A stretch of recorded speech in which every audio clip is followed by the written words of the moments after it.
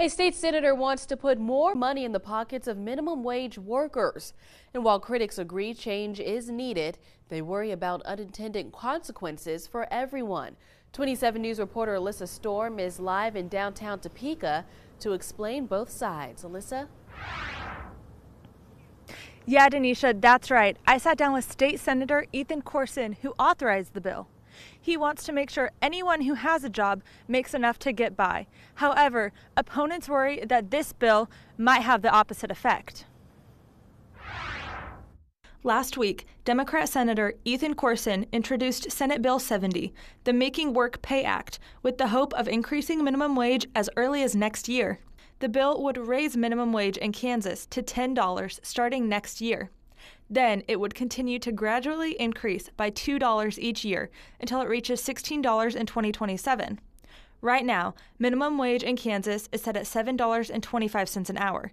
That hasn't changed since 2010. Corson says it's just not enough to live on in today's economy. In this country, I don't think that you should be working full-time and be living in poverty or be dependent upon the government for government assistance. So I think anybody who works full-time should have the dignity of getting a living wage that allows them to support themselves and to support their family.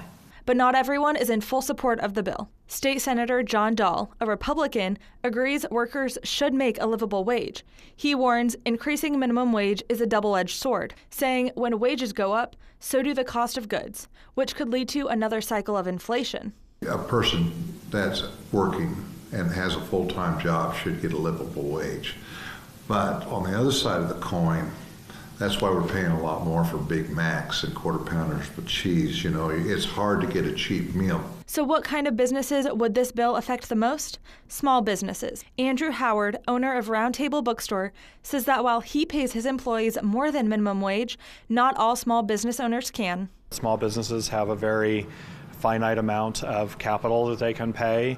We're fortunate enough that we can start our employees at $10 an hour, so it hopefully won't affect us, but I know that not every small business is that lucky. Howard says he thinks of his employees as a family, so paying them more is just one way he can show his appreciation.